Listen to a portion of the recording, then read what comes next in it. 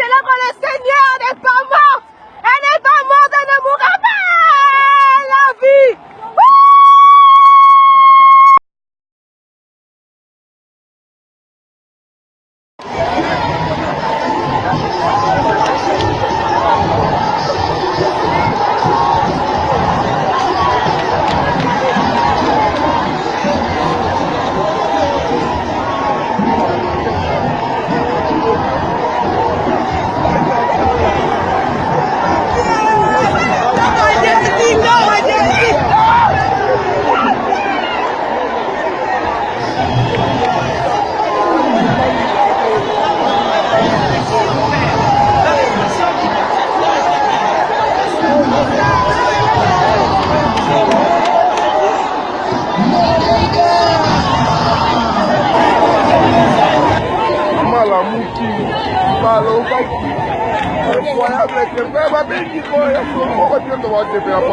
Mama la muki ensambe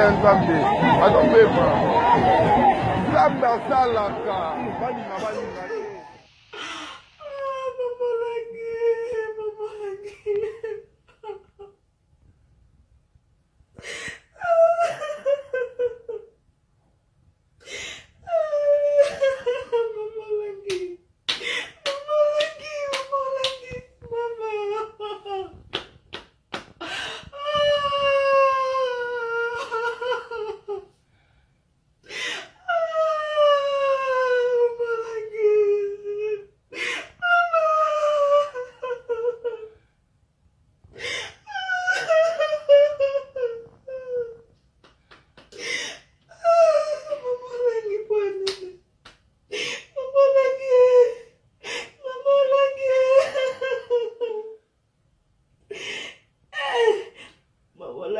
Mabolangi. Usali grâce pour Nico, maman.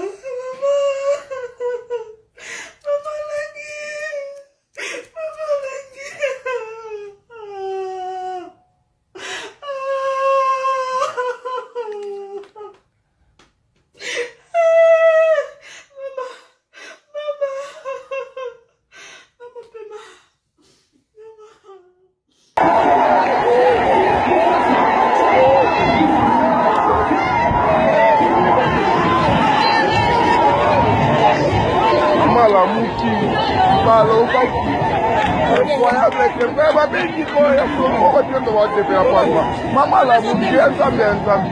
adopema Nzambe asalaka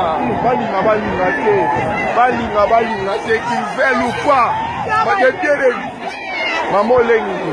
va exister la résistance balinga te Watu Nzambe balinga te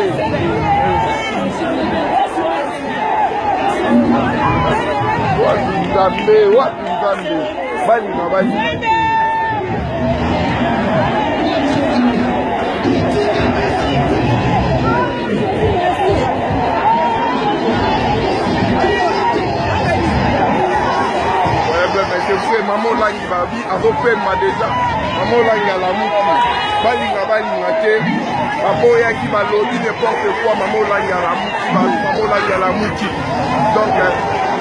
pour rester toujours français dans notre Congo toujours dans l'église il y a Maman Langi à la muki babi Maman Langi à la muki il est ressuscité Maman Langi il est ressuscité babi balobi mingi les gens beaucoup prophétisé pour la Maman Langi on a Maman Langi batu balobi to mais Maman Langi à la muki balinga te il y a deux de ceux qui ont parlé balobi la vérité. Salut le monde incroyable mais février babenga biso lobi na butu à partir de 23e Maman Langi o aute gotika biso mais toka mwe bato bele bazi ba information toza awa na église ya Maman Langi on nous a pris que Maman Langi donc adopté Matiko dans l'hôpital donc Maman Langi a vrai dire Maman Langi à la muki bato nyonso balobaki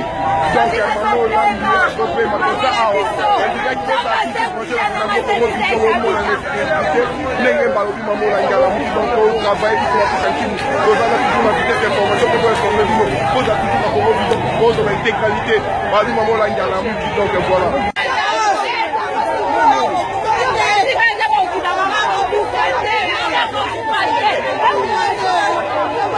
Junior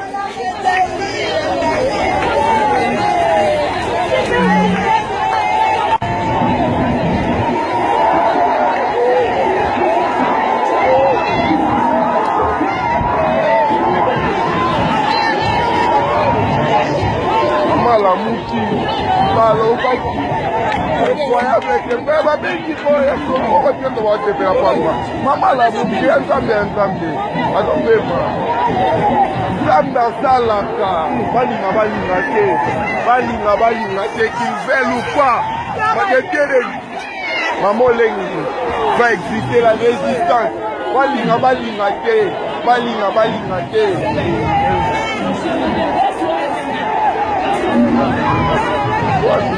te wapi nzambe balinga te